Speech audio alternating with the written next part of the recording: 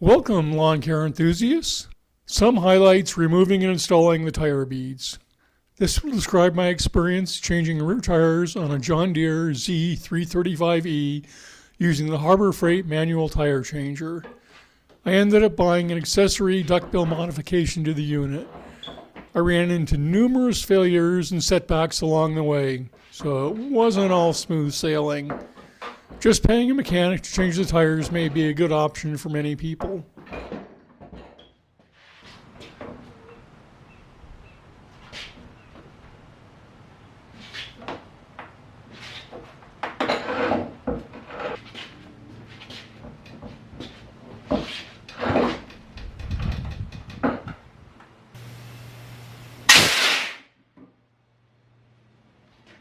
Cost spreadsheet. A rather astounding total. You may already own some of these things or improvise others, such as the cheater bar. I actually spent hundreds more than this on things that didn't work. The first time through, you just don't know. The first replacement tires I bought just wouldn't seat the bead. All these things or equivalents are necessary to do it the way I did it. This is the equipment excluding the air filling system, the Harbor Freight manual tire changer and included tire iron, the wooden base I bolted it to. It needs to be bolted down to something, a couple of cheap 24-inch Harbor Freight tire irons, the tire changer duck head modification kit I bought on eBay, cheater bar, tire mounting, liquid lubricant, and the new tires. Not shown are the Craftsman 6-gallon electric pancake air compressor and the Malafusa 5-gallon air tire bead cedar blaster tool and the various hoses and interconnect pieces. This is the basic challenge. You have to fit an 8-inch tire bead over a 9-inch rim. A bead clamp and tire iron or equivalent make it just that much more difficult. A small and wide tire size has some disadvantages. I've seen videos of people just putting the First Bead over the tire rim with a full-size car tire with no tools. Certainly not here. I suppose there may be advantages to a small tire size, but I didn't see any. The tire changer does a pretty good job of bead breaking. Sometimes you get a nice satisfying click, sometimes you don't. I tried a bunch of bead clamps, but just ended up using a tire iron or locking pliers, aka vice grips.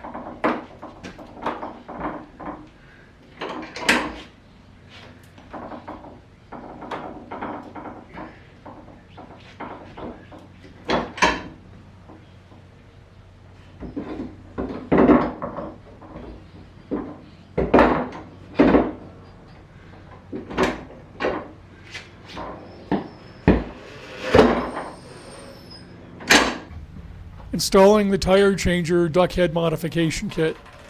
There are 3 bolts that you need to tighten. The duck head needs to be snug up against the rim.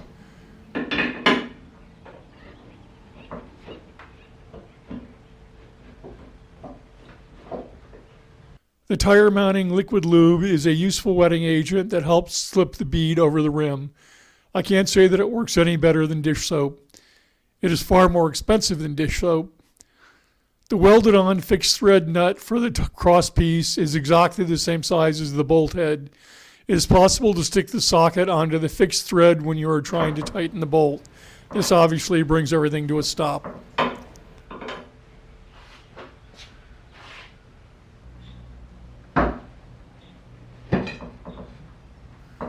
Pulling the first bead over the duckbill fixture.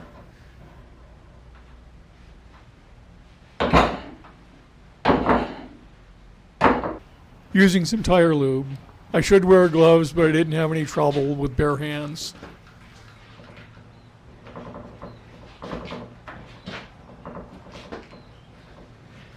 The tire iron is used as a bead clamp.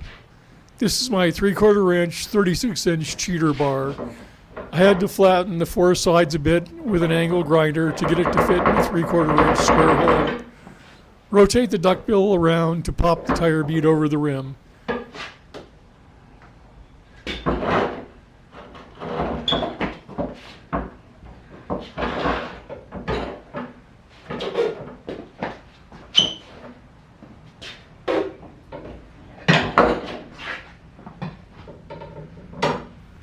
Remove the duckbill to get the bead completely over the rim.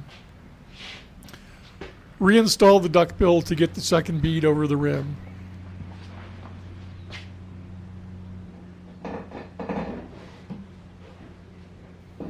You are always pulling the bead over the top rim, never the bottom. This is a little more difficult to see, but it proceeds the same as the first bead.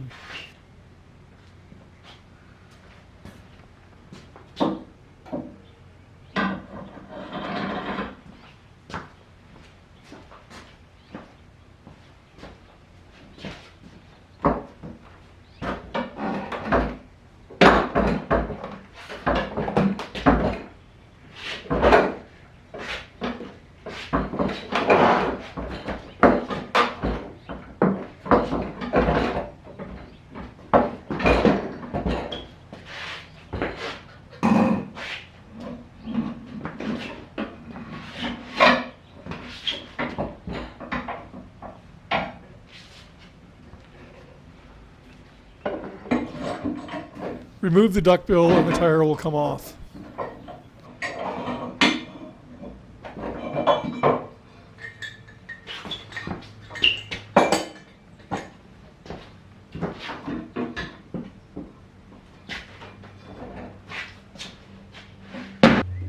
If you want a new valve stem, now is the time to do it. Snip or cut off the valve stem. The valve stem hole is 7/16 inch or 0.4375 inches. I used a valve stem puller. I suppose you could use a pair of locking pliers with the valve stem cap on. Wiggling the pliers side to side worked better than trying to pull straight up.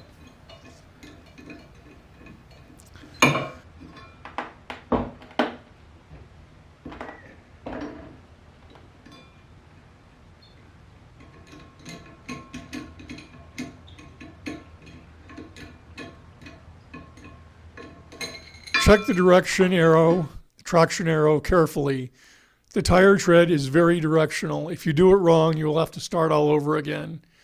It's hard to see what's going on. A wider shot is the best I can do. You're using the end of the tool opposite the duckbill, the smooth end. Use tire lube.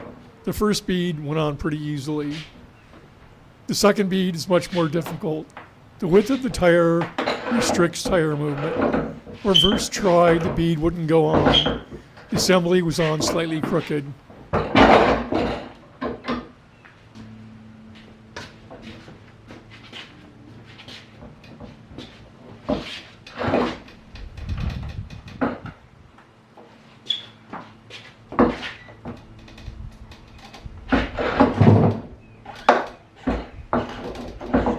It even gouged out a small piece of tire.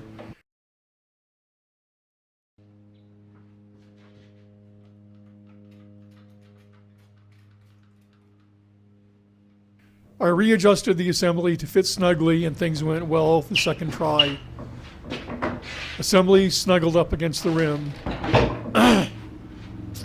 You use the duckbill end to remove the bead and the opposite smooth end to install the bead.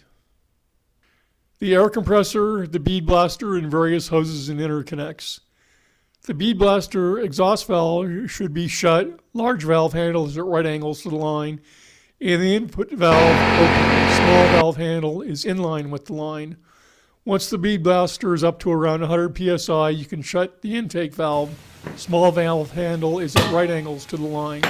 And remove the quick disconnect. Place the bead blaster, flattened exhaust tube over the tire rim and press firmly. Open the large exhaust valve handle quickly. Handle is in line with the valve. Success. The tire beads are seated. Adjust the tire pressure to the desired value. Maximum pressure for this tire is 22 psi.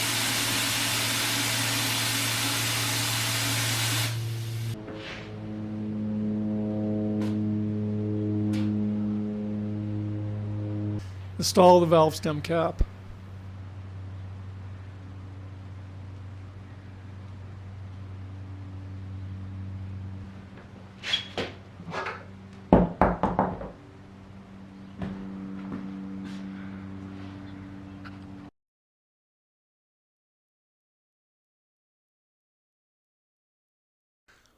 We will start with bolting down the tire changer. It can't be used without being bolted down.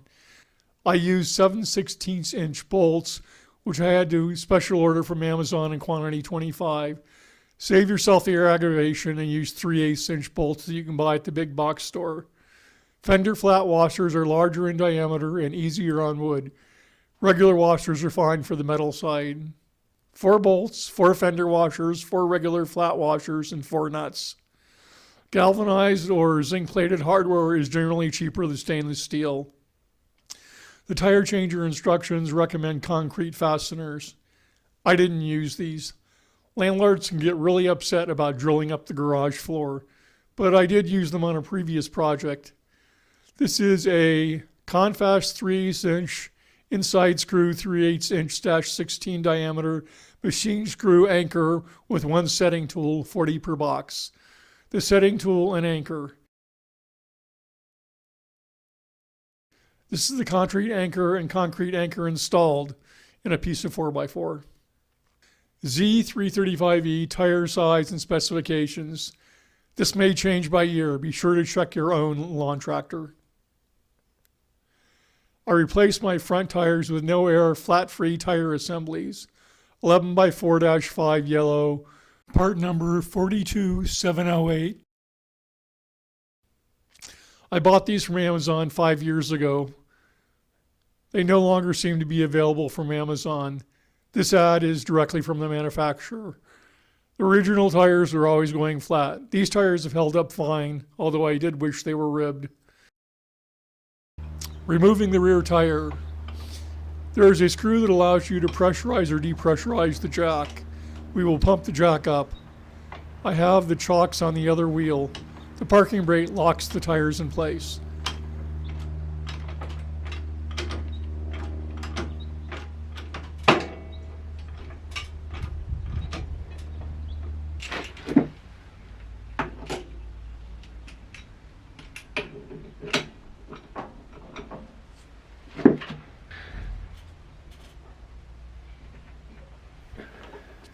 The lug nuts only go on one way. The rim on the lug nut must be on the inside.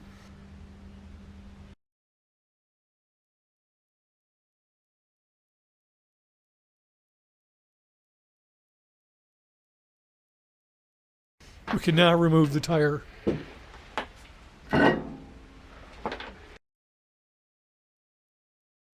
Things did not go smoothly for me. I had several setbacks. I tapped on the tire iron with a hammer, removing the first bead. This broke the head off the tire iron, so I couldn't use it to remove or install the beads. If you use the stock tire iron, let me know how it worked in the comments. I tried to buy a duck head replacement for the tire iron, but that didn't work either.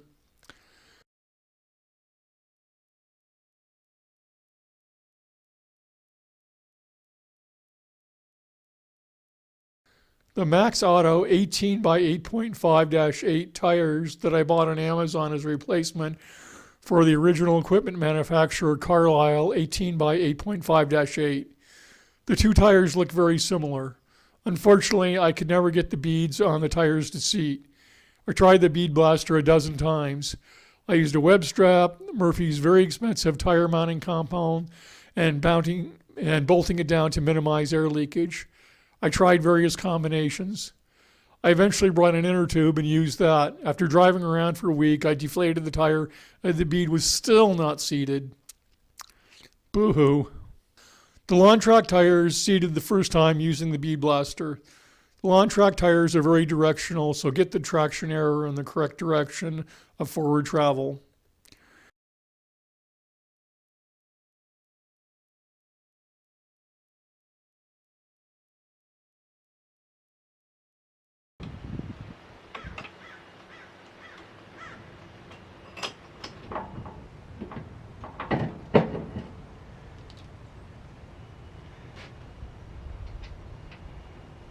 Remember that the lug nuts need to go on with the rim toward the inside.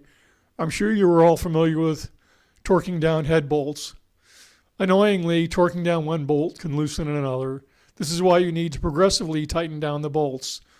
Torque all the bolts down firmly by hand, then use a torque wrench to torque them to 75 foot-pounds, not shown. Do one bolt, then the bolt opposite. Select another bolt and do the same thing again. Recheck for correct torque on all 4 bolts once you think you are done.